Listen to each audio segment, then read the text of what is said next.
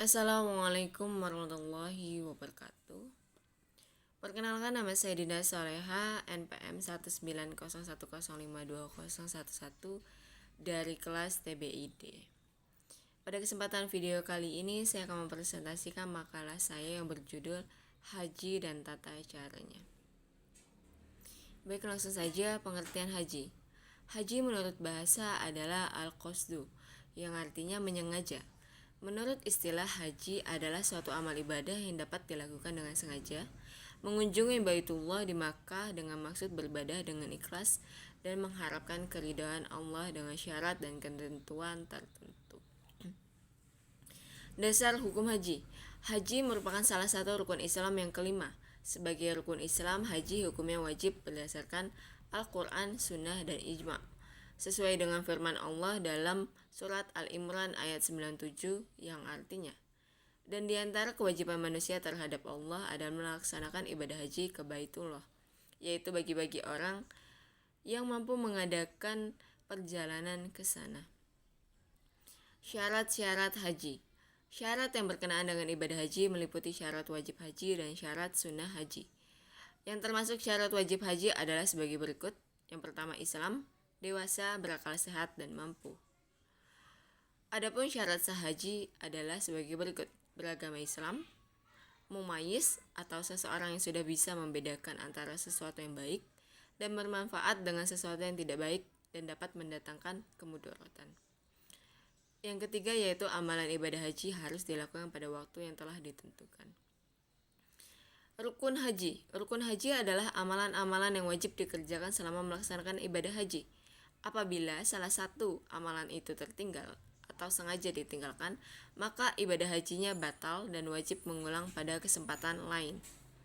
Adapun rukun haji yaitu ihram, wukuf di padang Arafah, tawaf ifadah, sa'i, tahallul, dan tertib. Wajib haji. Wajib haji adalah bagian-bagian di dalam ibadah haji yang harus dilaksanakan selama menunaikan ibadah haji. Apabila ditinggalkan dapat diganti dengan membayar denda berupa menyembelih hewan. Dan apabila ibadah hajinya yang telah dilanggar tadi sudah dibayar dengan denda, maka tetap sah. Adapun wajib haji yaitu ihram dan mikot, bermalam di Muzdalifah, bermalam di Mina sampai tergelincirnya matahari tanggal 12 Zulhijjah, melempar jumroh Aqobah pada hari raya Idul Adha, melempar 3 jumroh, tidak melaksanakan perbuatan yang diharamkan selama melakukan ibadah haji, dan tawaf wada. Yang selanjutnya yaitu sunnah haji.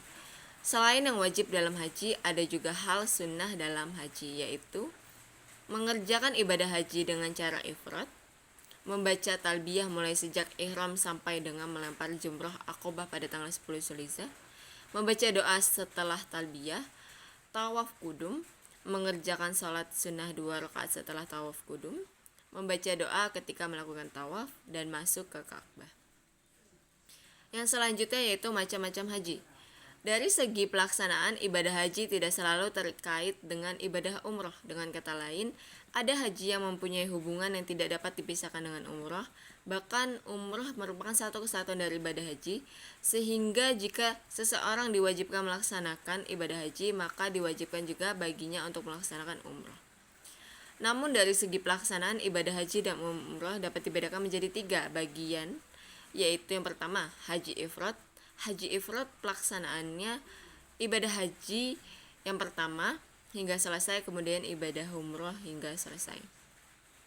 Yang kedua yaitu haji tamattu. Haji tamattu ini dinamakan haji tamattu karena melakukan 2 jumlah ibadah, yaitu ibadah umroh dan ibadah haji di bulan-bulan haji dalam tahun yang sama tanpa kembali ke negeri asalnya terlebih dahulu. Yang ketiga yaitu haji qiron. Pelaksanaan haji qiron yaitu dapat dilaksanakan ibadah haji dan umroh sekaligus dengan satu niat. Baik, langsung saja kita beralih kepada tata cara melaksanakan ibadah haji. Yang pertama, ihram, niat dengan bulat dan ikhlas semata-mata karena Allah untuk memulai mengerjakan ibadah haji. Yang kedua, melaksanakan tawaf kudum. Yang ketiga, tanggal 8 Zulhijjah jamaah haji diberangkatkan ke Padang Arafah.